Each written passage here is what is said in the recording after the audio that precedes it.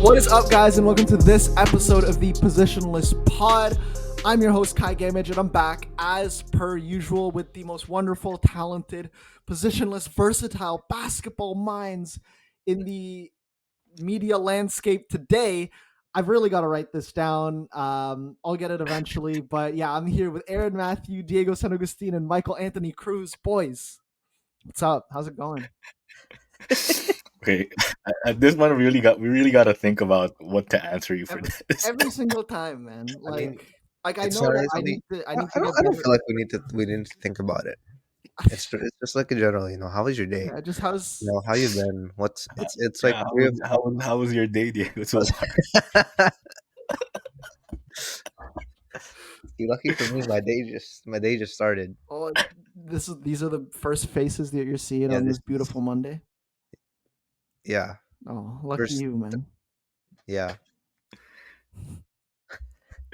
You guys are the second. Okay, all right. This was so pointless. But yeah, no. I mean, you just got to check up on your homies sometimes. That's why I Yeah. ask. I mean, we don't get to see each other enough. Yeah, it's important. I don't get to see you guys Like- enough. I never have time for you guys. Makes me sad. It's our fault, huh? Yeah. You guys should work around my schedule better. Mm-hmm. Unbelievable. Yeah. But yeah, it's been a week. It's been a week in the NBA. An interesting one. There's a few teams on some nasty hot streaks. There's a few teams that are utter trash. We'll get into all of them today. But the first thing that we're going to get into is probably the big news from this week. That's probably going to impact the rest of this season, just how it's going to play out. A big name has finally very much made themselves available and become a real talking point prior to the trade deadline. That is Zach LaVine of the Chicago Bulls. Looks like it's over. Looks like the Bulls are finally doing it after years of just toiling in the mushy middle. I mean, after like having, half a season of just incredible success with the big three in Chicago, and then never replicating that again because of injuries, because of, stagnation. The Bulls finally look like they're on the way out. They finally look like they're about to blow it up. And it all starts with Zach LaVine. He didn't formally request a trade, but all signs are pointing towards him being completely checked out of this team.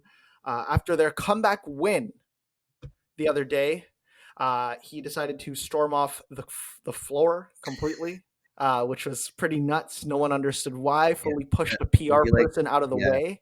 What the hell, man? That's not something you see every day, especially after a comeback win against the Heat. So, guys, how do we feel about Zach LaVine and the Bulls finally blowing it up, potentially? I'm just happy for Bulls fans. Like genuinely, because Yo. they've absolutely hated being stuck in mediocrity for the last several years with Lonzo being out. Like if you have DeMar DeRozan and Zach LaVine as your best players, you're not gonna win a championship. Period. And I love those guys, individually. And a lot of teams could use a DeMar DeRozan and a Zach LaVine, especially a Zach LaVine, aka the Lakers. No, Aaron doesn't even want it. I think it would be good on the Lakers. We'll talk about that. We'll get into, we'll get into some of our trade. Yeah, I'm just really happy for Bulls fans now that they actually get to start a proper rebuild. I hope they go for Jaden Ivey. That guy sucks, man. Because Detroit's not using him. He started against the Raptors. Killian Hayes is starting for most games over Jaden Ivey, and it's disgusting. Yeah. Killian Hayes. We're talking about a guy who could go to China. Yo. Hey. Put some respect on him, okay? No, I will not put respect on Killian Hayes. There's a lot of players I will put respect on and that deserve to be respected. Killian Hayes is not one of them. This isn't a Killian Hayes segment, Yeah, man. I'm what are we sorry. talking I'm Like, about? come Why sorry. are on, we let's I go. got talking carried away. So, I all carried right, away. we get it. Yeah, Ivy might be an interesting piece, whatever. But like the Bulls, yeah. So they do need to get into a rebuild, right? I mean, I don't know, man. I feel bad. Like I thought that this team had like some hope. I think that like when they signed DeMar, I mean, Bulls fans looked at that as like this isn't going to do anything. Like this is just some piece to put with LaVine. We don't know how the fit is going to work. DeMar's maybe washed, like he was 32 or something at the time, or 30 at the time, and it didn't really look like that team could turn into anything, right? Like I don't think anybody had serious expectations for them, but then they rush out to like such a hot start and they look like a legitimate team. And the perimeter defense is super solid. And Vucevic is playing all right. And he's accepted like being this third or fourth player on the squad. DeMar is reaching levels that we had never really seen from him in that first year. LaVine is playing complementary basketball and like it was all working out, right? Like these guys were getting all-star nods. And that's not like what people thought that they'd become when they first joined up. But they turned into something good, and then it just completely evaporated the second Lonzo Ball left. The second he got injured, the team stunk. They got demolished by the Bucks in the first round back in 2021. Right? And since then it's just been a crappy team that I mean, the most memorable thing about them is that DeMar DeRozan's daughter yelled really loud and cost the Raptors a play-in spot or a playoff spot, right? Like, I don't know. I feel it sucks because I mean they've sunk so much money. They've sunk like legitimate commitments into a lot of these players, and I don't see a way out. Like, I don't think that any of these pieces that they might sell are gonna fish you like anything big. And this is a bad draft to be tanking into, like the Yeah, pieces at the top they don't aren't have a good. choice though. Yeah, of course, Like of course. it's better to do this as soon as possible than Well, they should have done it last doing it year. now. Yeah, they should have done it last Like, year, but obviously they didn't. So might as well do it now. yeah, but Yeah, it sucks. It must suck being a Chicago fan.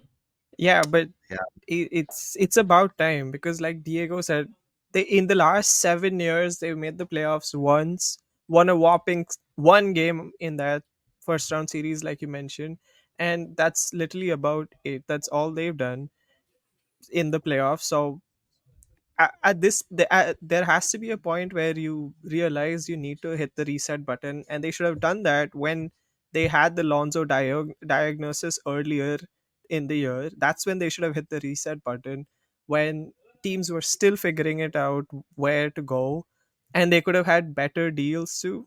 Now they have to hope teams get desperate at the deadline. I think Levine, they can still, because he has a longer contract, they can wait till the off season. DeMar, his contract expires this year, so if they don't trade him away at the deadline, they're possibly losing him for nothing. Vucevic is also a long term contract, but it's not expensive, so it's only like 20-ish million a year. So maybe they'll still have takers, but it's about time that they hit the reset button, because even if it's a bad draft class, you have to realize that you're just committing a lot of money to not even make the playoffs. So what's the point? Yeah, and Exactly. I don't really see any other path out for this team, right? Like we're talking about a squad that just like there's no real young players that I'm looking forward to. Like everyone's talking about like a Patrick Williams leap. I've yet to see it. I don't think it's going to happen. Dalen Terry is horrendous. Like he's not any part of this future. I'm sorry. That guy sucks, unfortunately. Like there's no young players on this squad that I think are going to be legitimate pieces for a future Bulls team, right? And this isn't a team that hasn't had success drafting.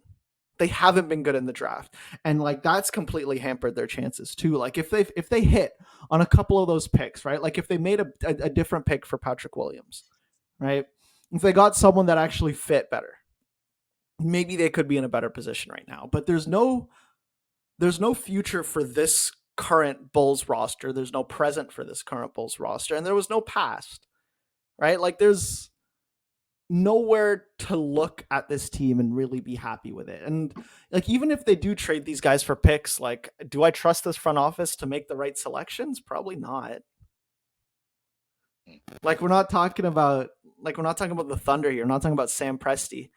Like, this team can't draft.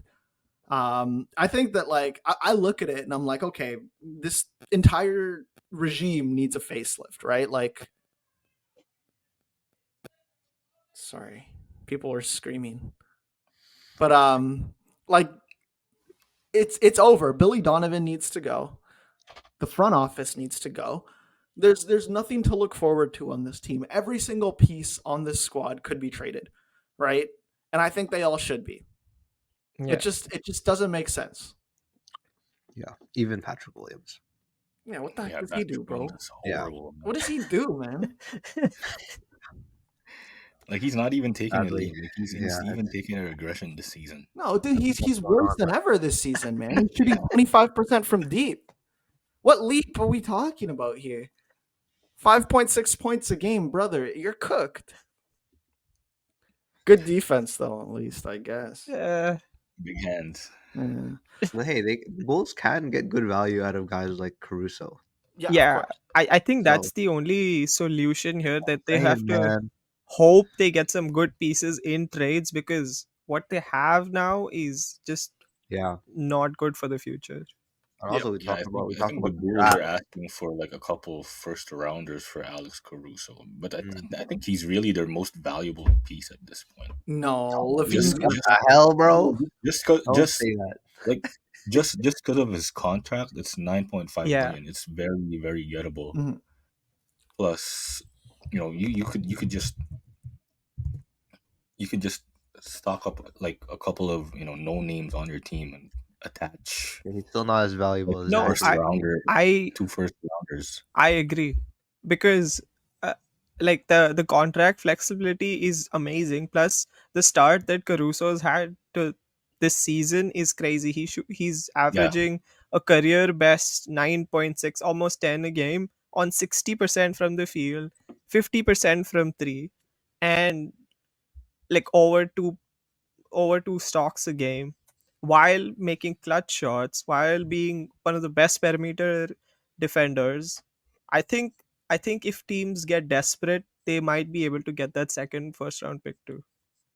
What I think it is with Caruso is that the market's a lot more, like, it's much wider, right? Like, I think that he's a plug and play guy, right? Like, any contender, you could put Caruso on your team and it'll work, right? So you could have guys in a bidding war, but like, LaVine's still going to fetch you the most in a trade, right? Like, that's just how it's going to go, because that's a legitimate needle mover. We're talking about Caruso, like, he's an extremely high level role player, right? Like, this is one of the best, like, top 5 perimeter point of attack defenders in the entire league, right? And he's a really solid 3-point shooter. He's hitting 50% of his shots from deep this season, but like, he's not moving the needle for your squad, right? Like, he's not going to bring you a championship. He's not going to turn you into a team that can compete with like the Nuggets. Like, that's just not how that works. But if you bring in a guy like LaVine, who's a legitimate scorer, who can still function in most schemes, right? Like, he's one of the best off-ball players in the entire league. Right? Like, this is a guy who excels in the catch and shoot. This is a guy who attacks the rim extremely well off of cuts. Like, he can absolutely excel off ball, and he can still fit in most roles, but it's just that, like, the market for Caruso's a lot wider. I don't think he fetches. I think it'd be a drastic overpay to like pay 2 first round picks for Caruso. I don't see that happening. I think maybe you get like a young player in return, hopefully, and then like a few seconds, but like, you're not netting a first. Not for Caruso. I think they could get it first. Like, I don't know. Like, Levine's contract is just monstrous. Like, it's like, if you're a team like the Raptors, like, that's part of the appeal for the Raptors, though. It's just like, okay, that's like, if you're trading someone like Gary Trent, right? You're getting rid of this short-term contract for something that you don't need to think about for the next little while, right? Like, yeah, you're going to be paying a lot of money, but like, okay, this is a core piece that you can have around someone like Scotty Barnes and whoever you resign from OG Anunoby and Pascal Siakam for the next few years, and you just don't need to worry about it. Like, that stability is kind of a big deal. Like, the term is huge for something like that, right? Because this team knows that they're not contending right now. Like the Raptors know that they're not a winning team at this point in time, or at least I hope they do. So getting a guy like LaVine for them and giving them years that they can actually craft a roster around guys like Barnes and LaVine, it makes sense. Like let's say like the Magic go for it, you know? Like if the Magic go for LaVine, or like the Pistons go for LaVine and send Ivy away. That means you have those pieces that can be on the squad for a while and you don't need to worry about like a rental. Like LaVine is interesting because I think that not only can he be a rental for the teams that are contending like the 76ers, but he can also be a long-term piece for teams like the Raptors, like the Magic, like the Pistons, teams like that.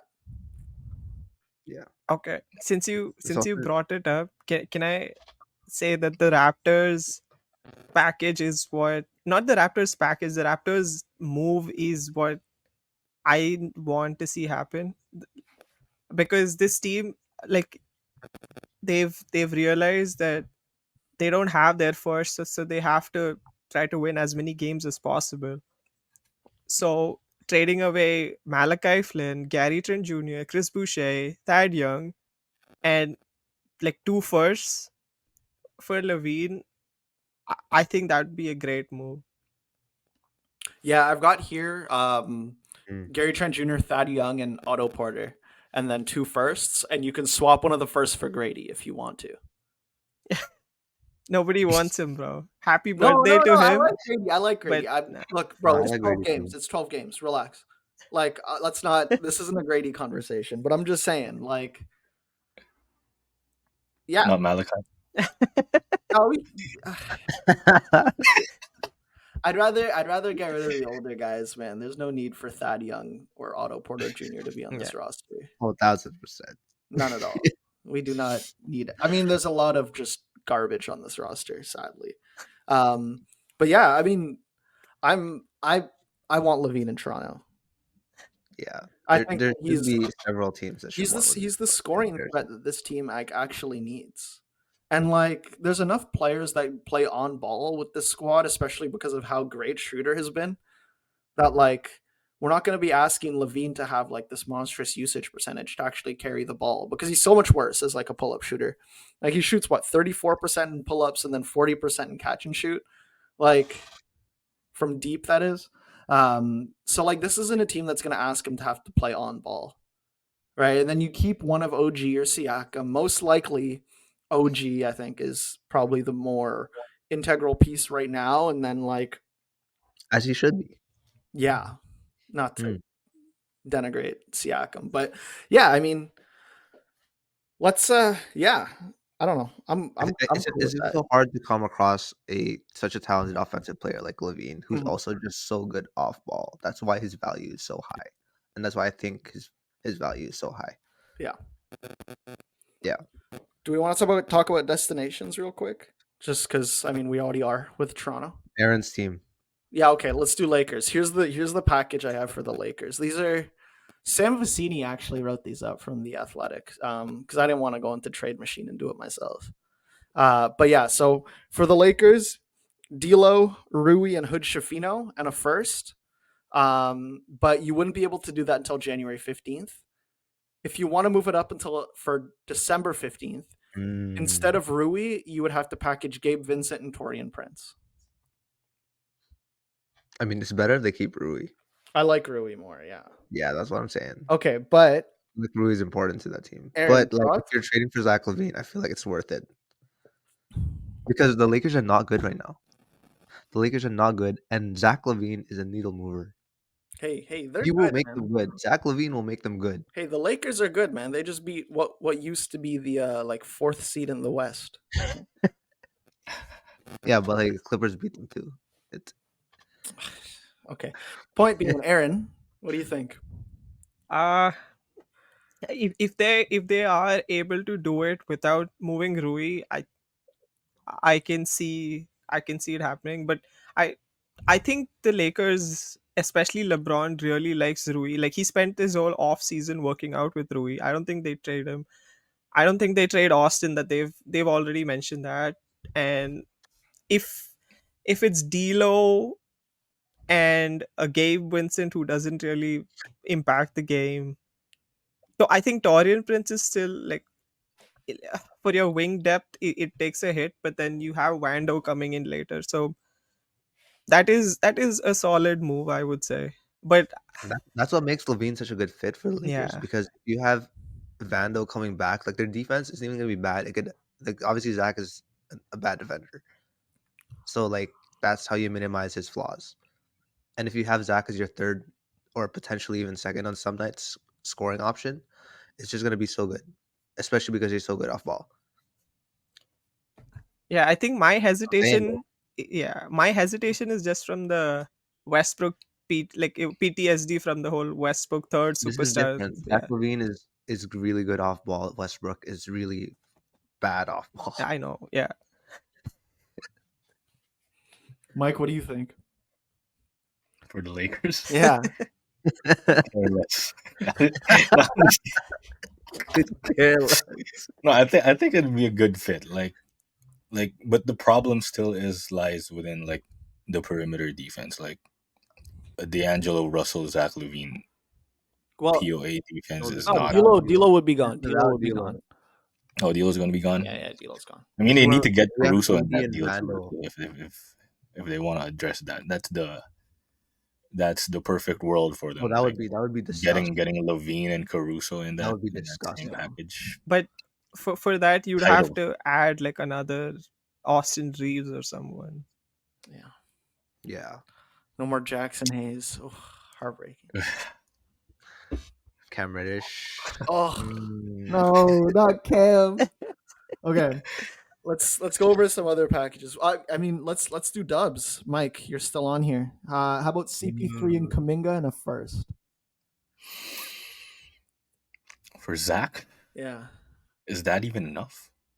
I mean, I don't think that's gonna be enough. That's obviously not people enough. like Kuminga. Who is Huh? people? Not I me. like Kuminga. Everyone man. says people like Kuminga. He's a solid piece. Yeah, I think Kuminga's gonna be an interesting starting point for a deal, but I just think you can get better from Levine. I mean, sure, like if get whatever 20-point scorer you can pair with Steph in the backcourt. I think that's what we need most at this point. Like, obviously, Clay's going to the bench, or I don't know, Steve Kerr's probably gonna start. Steph, Levine, Clay, Wiggins, and Draymond if the Dubs land him, because that's just how he rolls. But I mean, if Levine's gonna be on this team, I think he's gonna be like a needle mover in terms of adding another scoring punch. Because as of this point, that's where the Dubs are lacking, like just having another offensive option besides Steph. Because Wiggins is not. I mean, although he had 31 the other night, it's once in a blue moon. Like, it's not happening. Yeah. Okay. 76ers. So I've got Marcus Morris, Batum, Robert Covington, Jaden Springer, and 2 firsts, but they can't do it until December 30th. Eh, I don't know if I like Maxey and Levine together. I don't like the fit together with them. Mm. Like, it's two ball dominant guys. I mean, Maxey's proving that he's having a great season as the Robin to Embiid's Batman, and we mentioned it like a couple weeks ago, or like maybe last week, that it's just gonna take away touches from Maxey. Yeah. Right. So I don't know about the fit. But again, as you mentioned, both are very, very good off ball players. So maybe they could alternate, like being the primary playmaker on different possessions. So now that I think about it, maybe the fit is better than what I first thought. Yeah, I still don't love it. I don't want to stunt Maxey in any way. yeah, that's the thing. I just want a exactly. complimentary player for Maxey. That's it. Yeah, I think if there is a move where they can just strengthen their depth, that's what they should do instead of getting like a third star here. And Okay. after now that you read all these packages, I don't think there is any more exciting player than Kuminga for for the Bulls. Yeah. Unless they want Grady. Jaden Dick. Ivey. Jaden Ivey, brother. Yeah. Okay. I mean, yeah. I hate to see him being wasted on such a stacked young team. Stacked. That team No, like sucks, stacked bro. in terms of having like really good young players. What really good young players? All-Star Thompson. They Oscar got one. His Thompson, name's bro. Cade Cunningham. Oscar No, Thompson. he's good. He's good. The rest of that team. Jalen no, Duran's good too. Burn it Jalen away. Duran, bro. I'm telling you, It's a Jaden shame Ivey they're being 2 wasted and in what, Detroit. 14. Like, It's a shame. They just suck, man. That is get Cade some help. Free Cade. Free Cade. Bring him bro, to Toronto, exactly. bro. Get Bring Cade, in Zach Zach LaVine. LaVine. Get Cade, Zach LaVine. No. We need Cade in Toronto, okay? I need the 2019 Montverde squad back together. Him and Scotty So Barnes, what? those are besties right there. Is Pascal headed to Detroit? Yes, sir, Ski. See ya. Oh man, Yeah. three team trade. Well, let's make it happen. This is what we need to see. Yeah, Bulls, Raptors, Pistons. Bring That's Cade what we home. need. Okay. Home. All right. Okay. Enough messing around. Let's move on to our next topic. Could be Yeah, that was interesting. 25 minutes. Yeah, I know, right?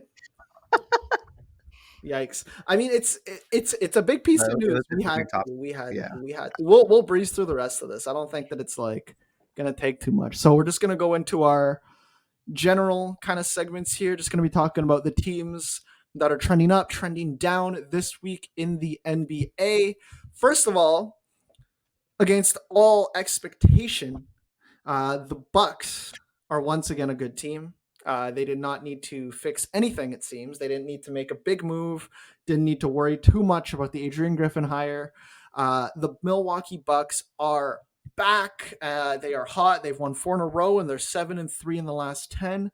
Giannis has just been absolutely lights out. His last 5 games, he's got 40 points, 16, 35, 35, and 54.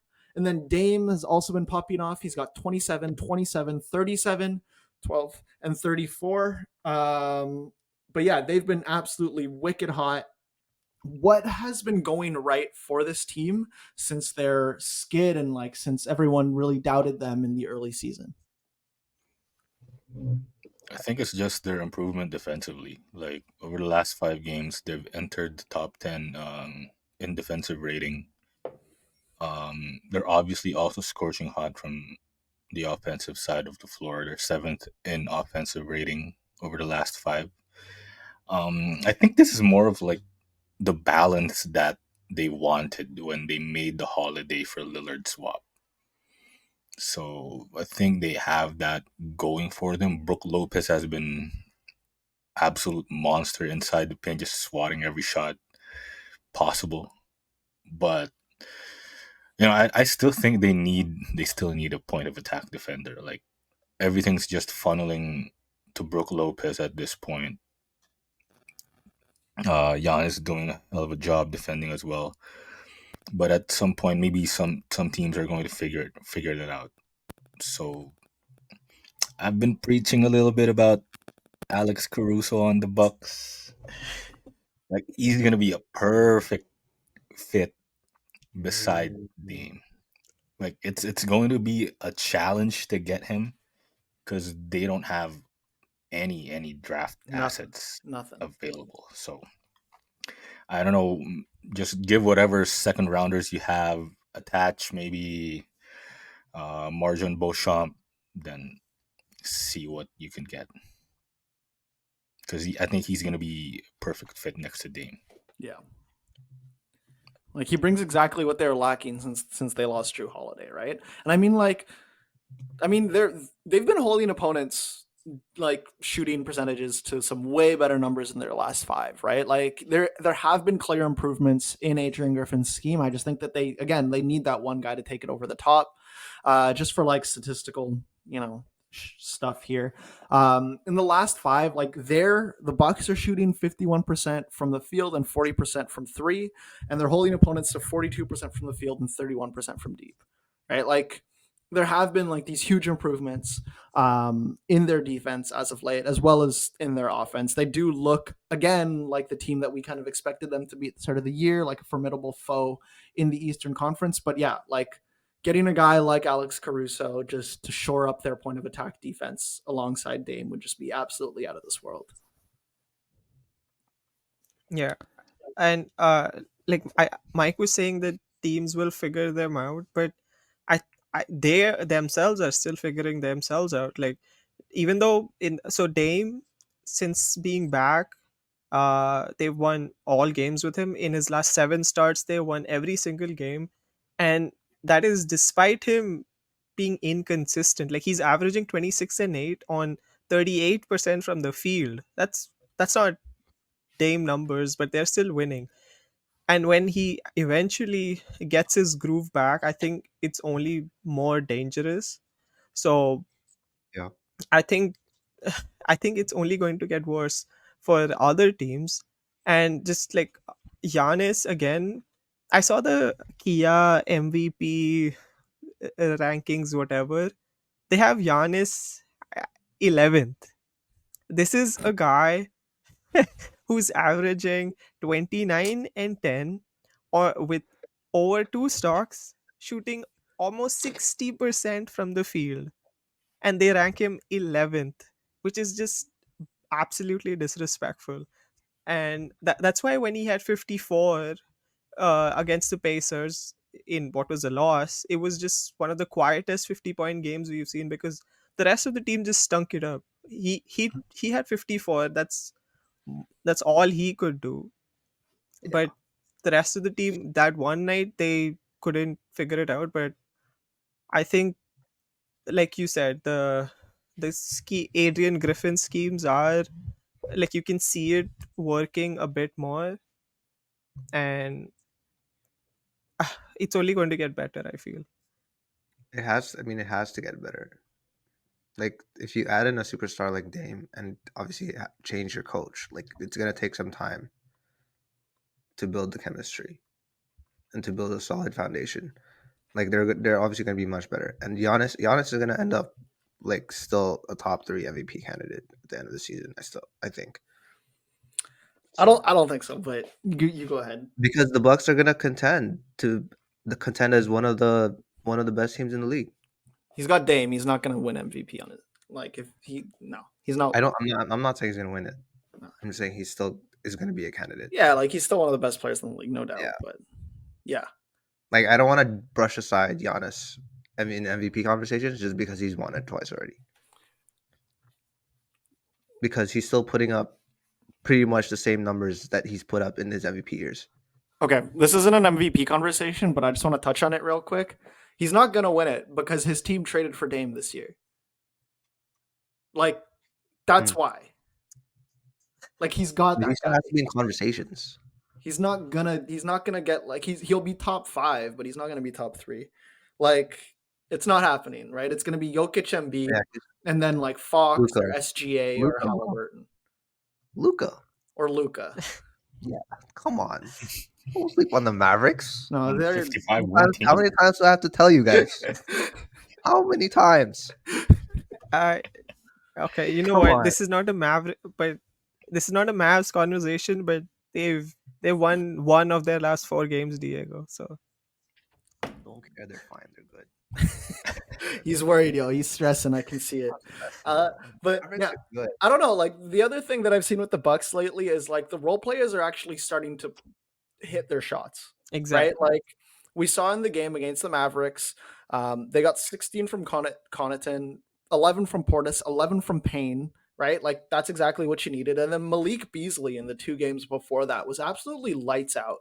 Like, I didn't know Malik Beasley could do that. He certainly couldn't do that for the Lakers last year. Can't do it under the bright lights. That's Yeah. all. No, against the Hornets, he was what? He Well, had this 20 is so points, 6 of 10 from deep.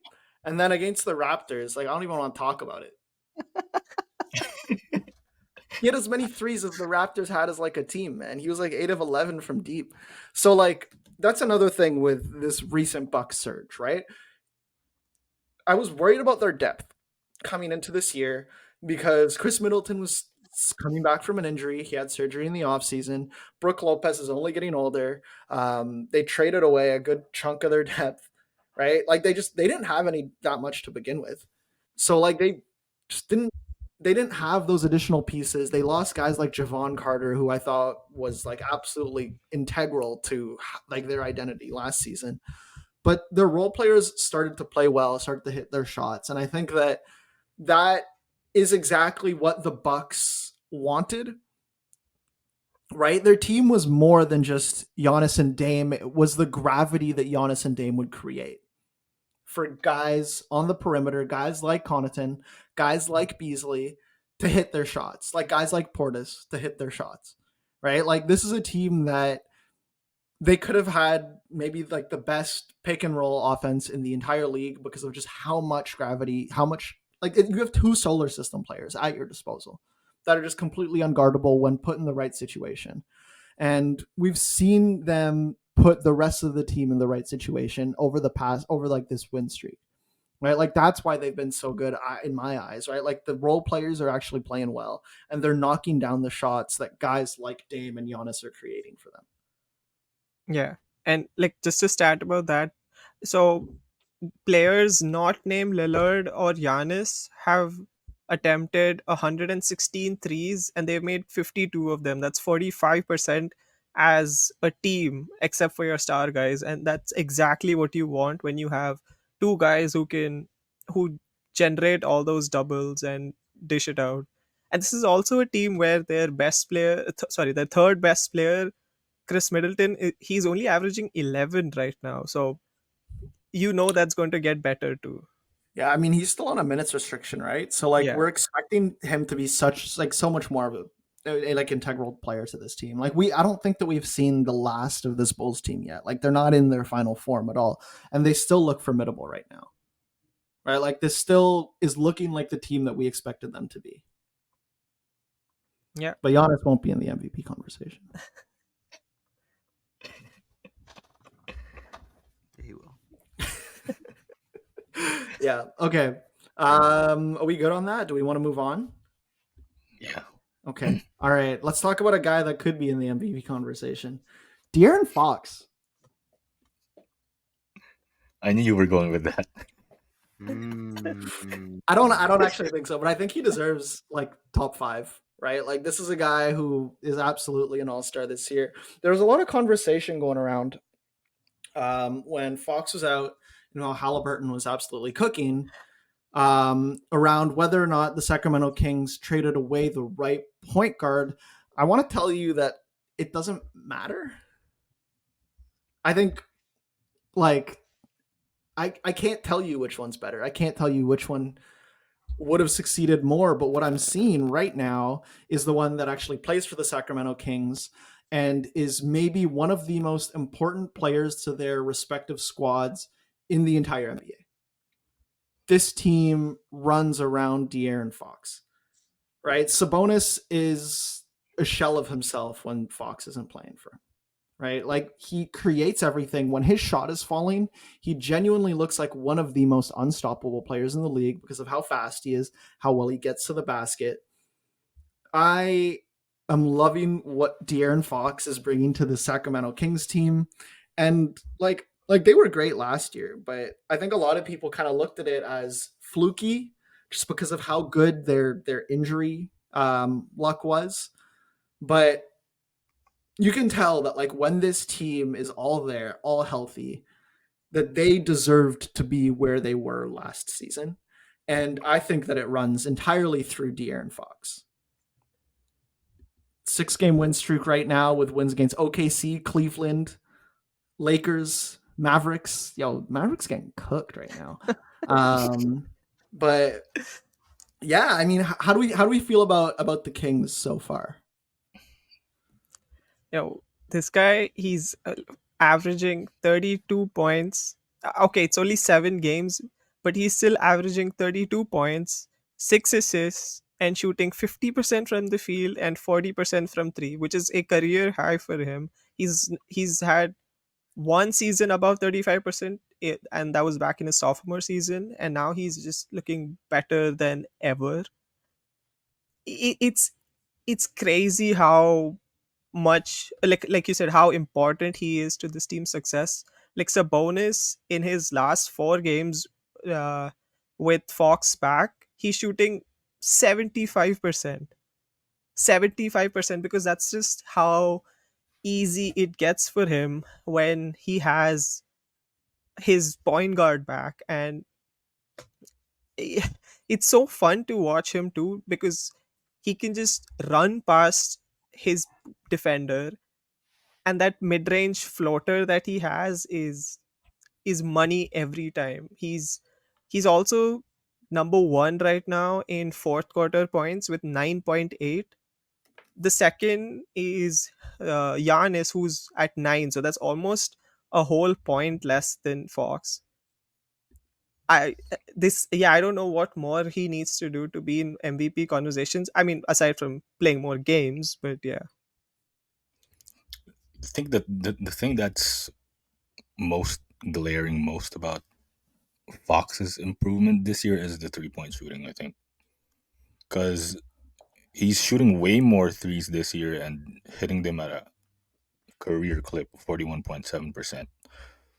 And all of last season, he had like 4 games with 5 or more threes. He's already up to 3 in 7 games this year. So you can just see like the confidence that he has with his shot right now. Like he's getting into that shot, better in a more smooth form. Um, yeah, I think that's really just opened up his game a lot more this season. So if he's able to keep this up, that was the knock with Fox when he began his career. Like he isn't a 3-level scorer, but right now he can just beat you in a variety of ways. He can obviously one of the best drivers to the basket, one of the fastest players in the league. He's got a nasty mid-range game, which has always been his bread and butter. And now he's even added the 3-point shot. So really becoming one of the best 3-level scorers in the NBA. Yeah. What's impressed me most is like it's the 3-point shot off the bounce, right? Like he's hitting them at a 47% clip right now. It's actually absurd just how well he's creating his own shot from deep. And that's never been part of his game, right? Like ever.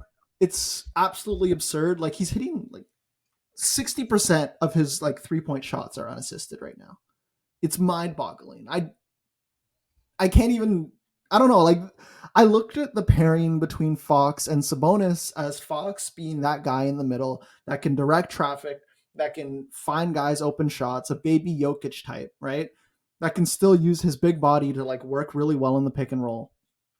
But like this is Fox's team, man.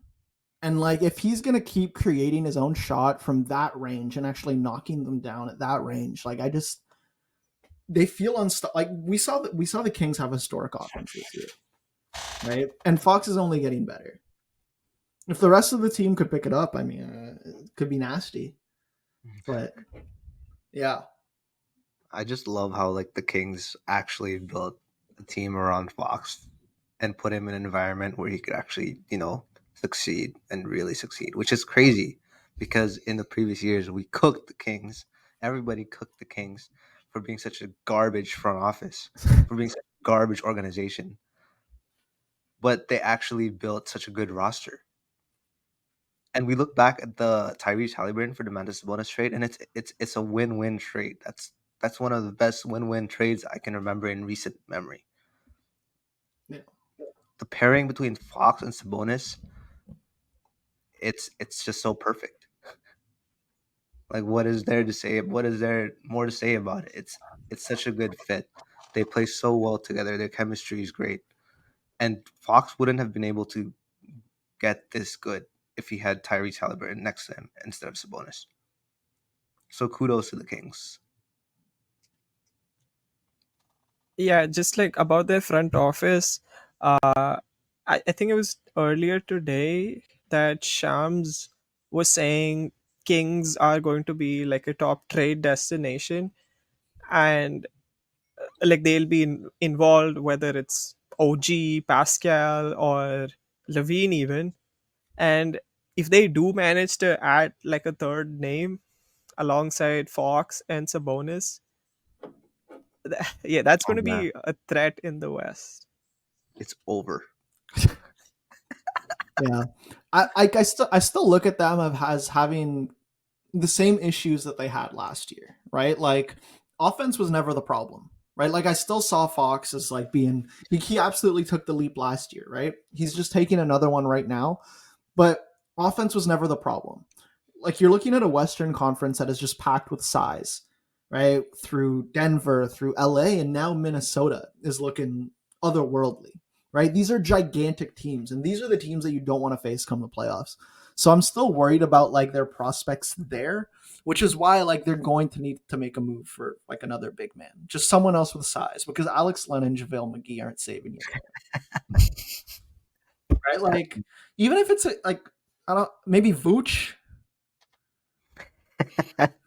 No, I actually like that. But like you just mentioned defense, and then you Yeah, I know. yeah. Yeah. But it's just someone that can actually bang bodies down low and like they got demolished by Kevon Looney last year. Yeah. Wait, this is a weird guy to throw out there, but it didn't work in Indiana. But hey, maybe they could trade for Miles Turner. No, man. I mean, defense, man, defense. Indiana's too good this year, man. Yeah. We're not What about giving away. JJJ? Wait, who? The reigning defensive player of the year. No, I actually didn't hear you. No, see, while I really like on paper both of those moves sound great, it's just not Feasible? viable. It's not happening. Yeah. Like, why would they trade? Yeah. Of course not. Yeah, exactly. It's got to be Pascal. You should trade for Kevon Looney. What? Dubs are tanking, bro. It's over. The hell is that face like? Shut up. It has to happen. All right. Let's move on. Yeah. Yeah. We're taking our time today, but actually, wait. Before we do, are Fox and Domantas Sabonis a top 3 duo in the NBA? Yes. Wait, who's your top 3? I don't think so. Uh, I listed some names out here. So you have AD and LeBron, obviously. You got Dame and Giannis. How about KD and Booker? Jason Tatum, Jaylen Brown. Like No, now we're talking.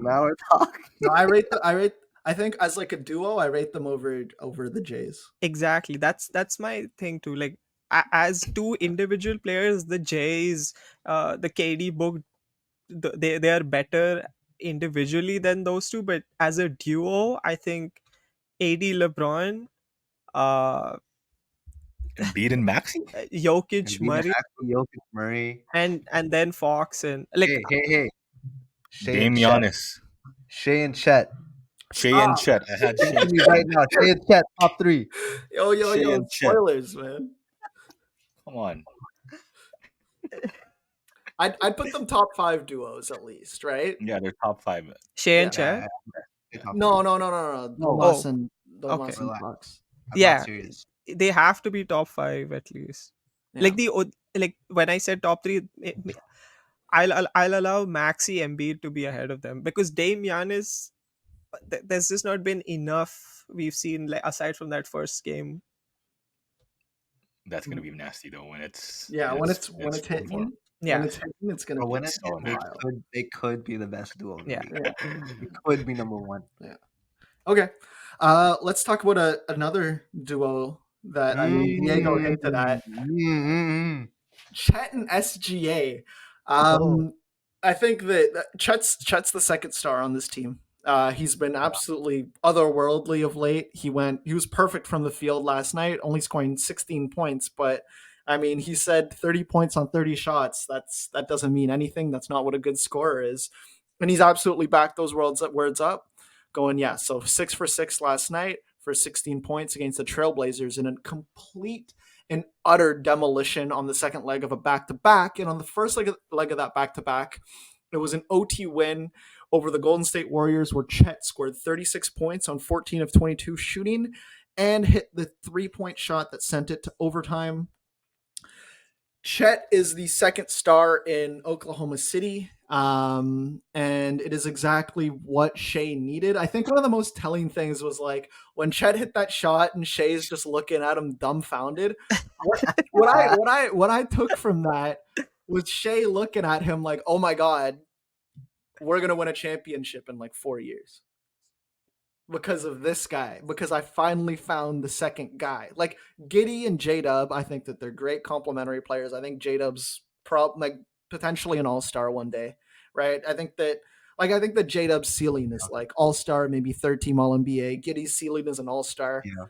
But with Chet, It's just so high. It's sky high. with Chet, this guy's Oh my ceiling God. is magnificent. Mm. Like I think he's running away with Rookie of the Year. We'll touch on that. Oh my God. Wait, say that again? He's running away with Rookie of the Year. Wait, I feel like someone said that last week or 2 weeks ago. Who said that? And he got cooked for it. Who said that?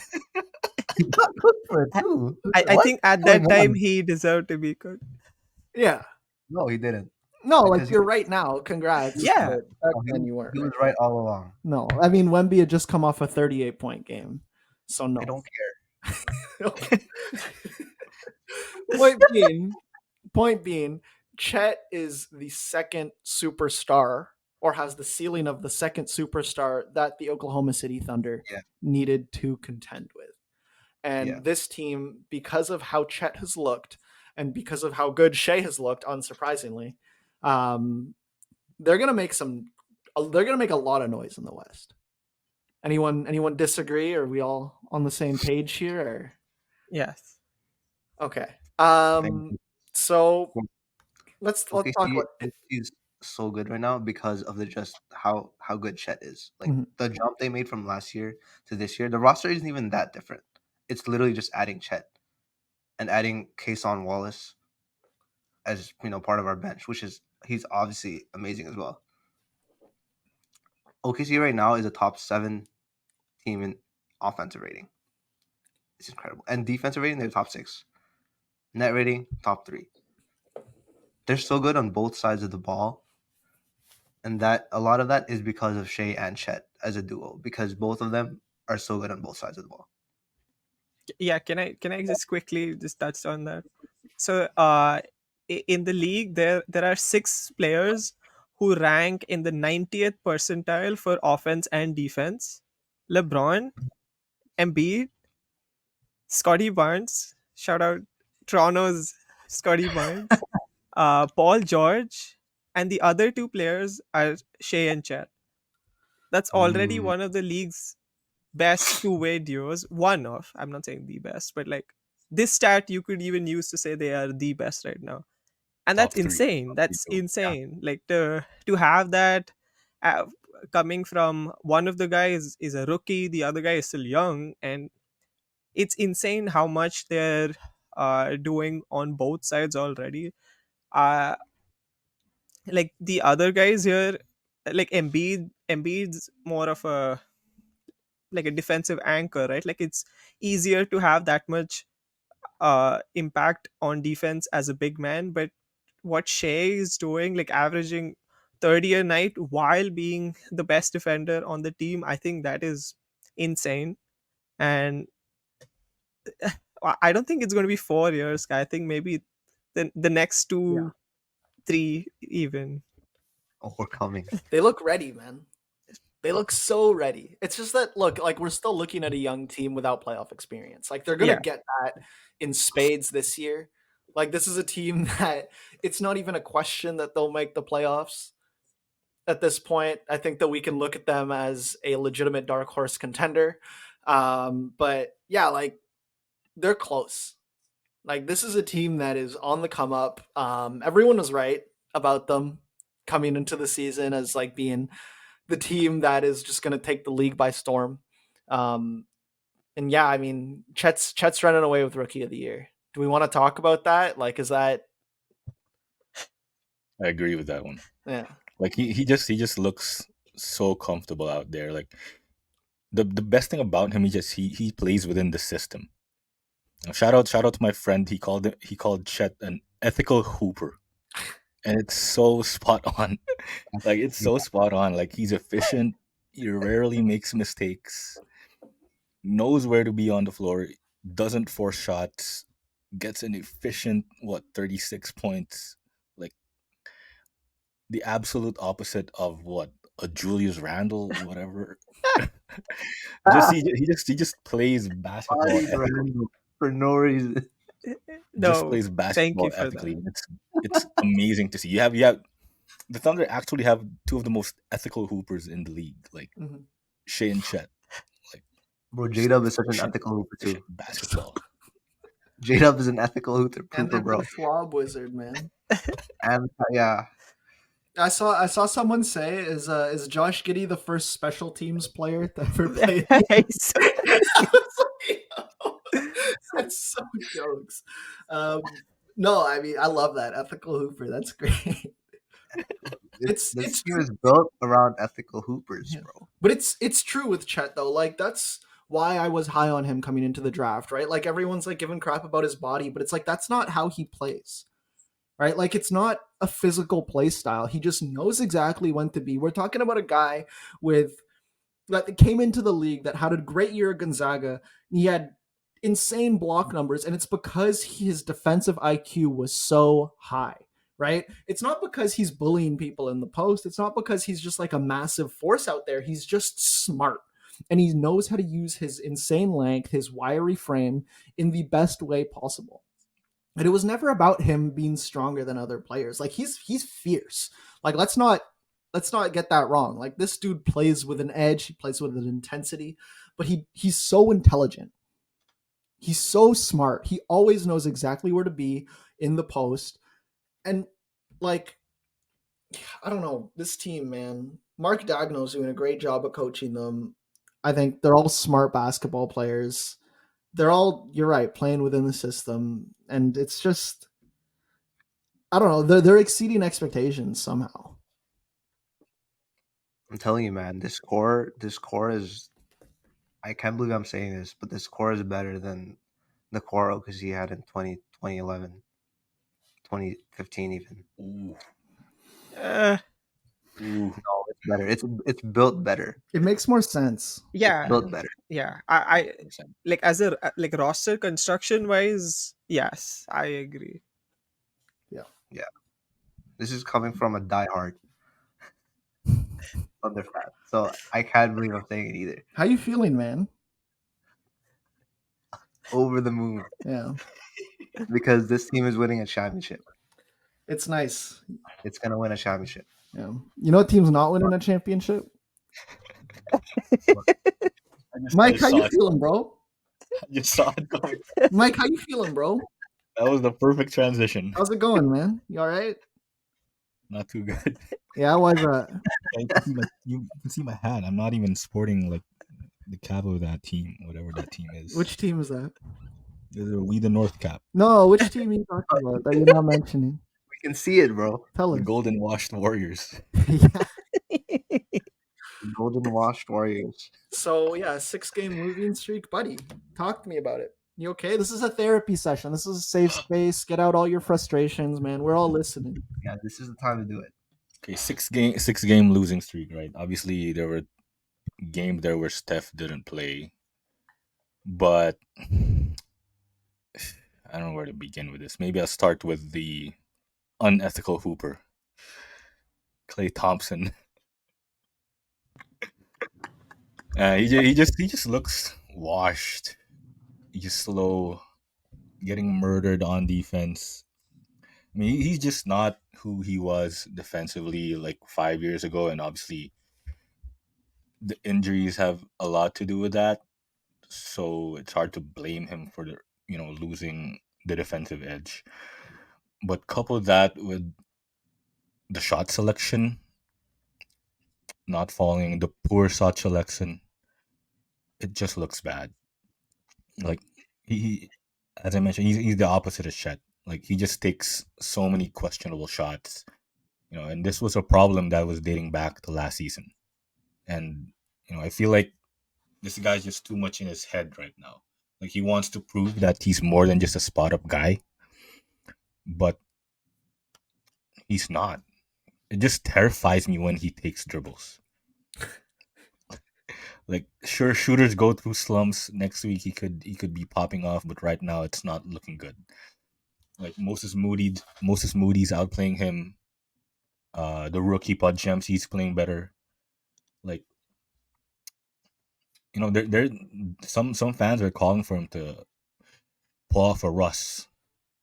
Like, take initiative, bro. Like, you're not playing well. Like, hey, maybe let's give this thing a different look. Like, hey, take a look what Steph Curry did during the 2022 playoffs. He saw Jordan Poole was cooking as the starter heading into the postseason, and he himself said that he's gonna come off the bench. Like, I mean, it's not. It's like the problem is, it's not even the selfishness is not even about coming off the bench. Like, there was this sequence during that OKC game in overtime. He shot a contested 3.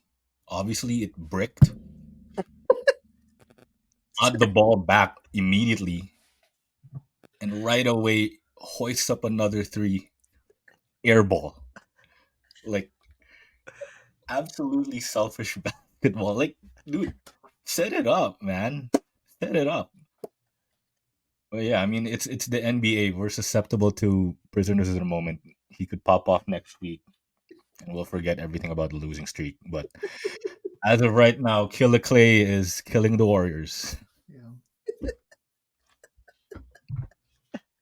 One of the funniest stats about the Warriors shooting is that their second best shooter this season is Draymond. He's averaging 45% on 2.2 attempts a game. I'm crying, bro.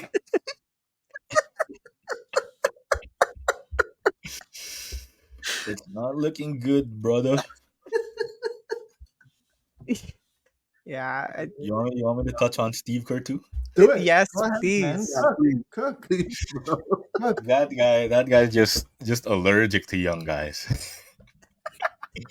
Like, there was no reason for Chris Paul to start the OKC game over him. Over Jonathan Kuminga. Like, Kuminga just came off his best game. And what more can he do to empower the young guy to improve? Like, hey, you did a great job the previous game. Hey, let's demote you to the bench for the next game and start 38-year-old Chris Paul over you.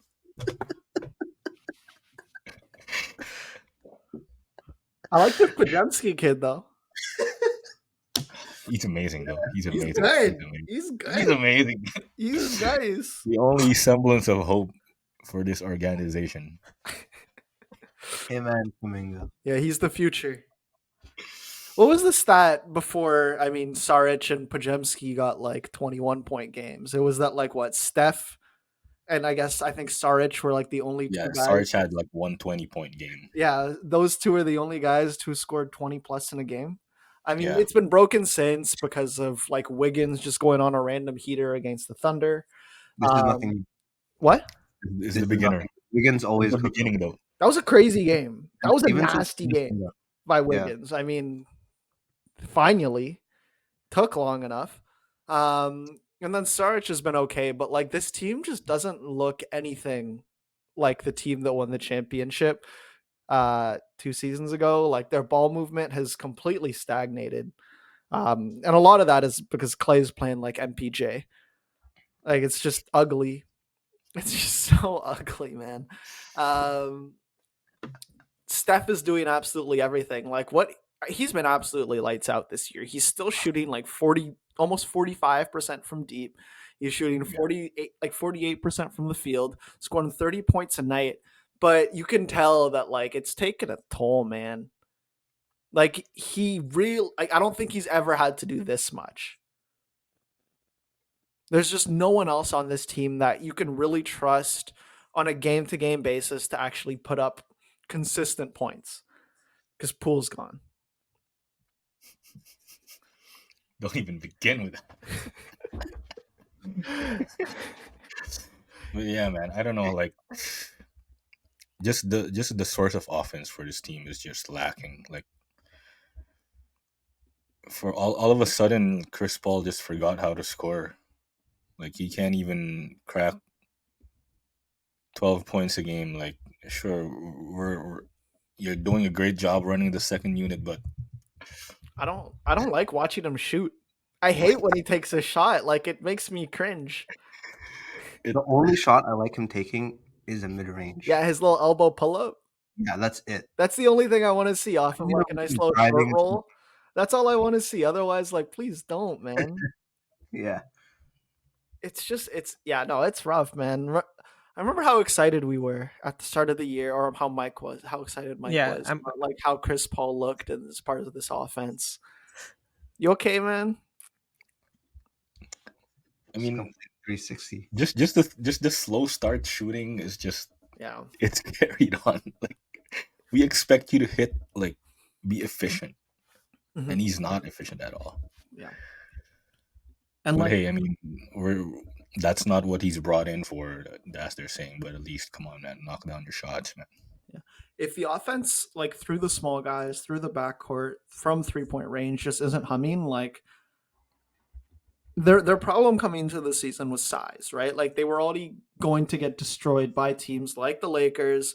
This is the same conversation we had with the Kings, right? Like, they were going to get killed by teams like the Lakers, by the T-Wolves, by the Nuggets, just because they didn't have anybody to, like, bang down low. But now they don't even have guys that are fast or can score or can hit their shots. And it's just Steph. That's it. That's all the team is now. And it sucks, man. Like, these are guys that should have been traded last season, right? Like, you shouldn't have re-signed Draymond. Klay needs to be gone. They haven't done a good job of actually turning a core that could have netted you another generation of players to build around Steph Curry. They haven't done that, right? Like, they haven't used these young guys with high ceilings that are projects, guys like Kuminga, like Moody, like Wiseman. They didn't turn them into players that would win now with Steph. The young, like the older ones, the part of the old generation, the old guard on the Warriors, they just held on to them for too long. Now they're old, they're washed, and they have zero trade value. So I don't know, like they screwed up. Like, this is a team that you should be going for it with Steph as long as you have him. And this is a guy that will retire in Golden State. Like, there's no way he goes anywhere. They haven't transitioned it well at all. I don't think that they expected Draymond and Klay to fall off like this at this speed. But, like, bringing in a guy like Chris Paul, like, why are you bringing in a 38-year-old? Like, it just doesn't, like, a 37, like, it doesn't make sense. Like, get guys that can actually help you win with Steph Curry now. Like, trade these young guys that are project. Like when you drafted Kuminga, like, this is a guy that was raw as all get out. He was just pure physicality, pure athleticism. Every single thing about his game was something that you'd have to tweak. And you don't trade him? Like, his ceiling is incredibly high, but you're not a team that's there to develop young guys. You're a team that's there to win. I don't know what it is with this front office. Like, as you mentioned, they held on to this team for too long. I think it's just the fact that they just can't let go of the nostalgia. I think that's like a big problem. Like, sure, you won 4 championships with this team, but this team is not gonna win forever. As you're seeing now, they're getting old, and I don't know. Like, another issue is, like, they're just like their stubbornness in bringing in size, as you touched on. Like, they're this front office, like, is just stubborn in bringing in that a big body. Like, they keep saying they don't need it. Like, they won 4 titles without a real big man, like, dude, that was like a decade ago. Yeah, league's different, man. Yeah, like you got to catch up. Like teams are getting bigger now. Like we're literally in a league dominated by Jokic, Giannis, and Embiid. Like, dude, Yeah. like even Andrew Wiggins' contest doesn't even matter against like a rookie. Yeah. It's rough. All right. Anything else before we go? No, yeah. Steve Kerr. Steve Kerr, thank you for the memories. Another guy who was washed. Like foul up 3, come on. What are they doing, man? It's Foul fun. up 3, bro. It's messy. Yeah, no, they're clinging on to their like you'll have the statues, you know, like you'll have the jerseys in the rafters, but don't live for something that's 10 years down the line. You know, don't live for like the ring of like the ring of whatever ceremonies. Yeah. Yeah. Everything's bad about this team, even the commentators. Yeah. Oh, your commentators suck. Bobby Fitz, man. Oh, I cannot stand your commentators, bro. They ruined the Chet shot. That was so whack. Okay. Well, we're just getting Oh, into I have one thing. Huh? I have one thing. Okay, what? Jeff Green is the LeBron of role players. Okay. All right. Okay. What are you talking about? Bro, he's 37 and he's still like performing well as a role player. He really just came through and just said whatever Yeah. came to his mind. Wait, he dropped 13 It has points. nothing to do with anything. Okay, It's like Okay. Yes, Yesterday, last night, he dropped 13 points against the Lakers on 5 of 5 shooting. So I just thought about it. Jeff Green is still LeBron. Okay, we're ending. role We're players. ending this. We're ending this. Let me cook, We're bro. ending this. You can say it off air. We don't need to go tweet it, bro. What's wrong with you? Is that going on the pod? I thought you were gonna say something about the Warriors, Jeff. Oh, this is important. What the hell are you going on about? It has to be said. No, it didn't. No. All right, He's not- it's over. You know what has to be said? This outro. No, bro. It This has to be outro said. has to be said. My concluding thought about the Warriors is that they are worse than me when it comes to moving on. Yeah. Okay. Okay. Okay. Now we're just Now we're talking. getting real personal. Now we're just yapping. All right. That's absolutely going on here. Okay. Absolutely. All right, Okay. guys. It's been fun. Yeah. It's been an episode. It's been quite an episode. Yeah, another week in the books. If you're listening on Spotify, make sure to rate and review down below, subscribe, all that. If you're watching on YouTube, go wave. All right. If you're watching on YouTube, hi, bye. Thank you for checking everything out. Send a like, comment, subscribe, all the fun stuff. Make sure to follow us all on socials at the Kickout on TikTok, Instagram, YouTube, Twitter. We're on all of those things. Make sure to check out our personal accounts as well if you want a steady help in a basketball content. Yeah. Signing off for Aaron Matthew, Diego San Agustin, and Michael Anthony Cruz, the brightest young minds in the basketball media landscape today. I am Kai Gamage. Boys, it's been a slice.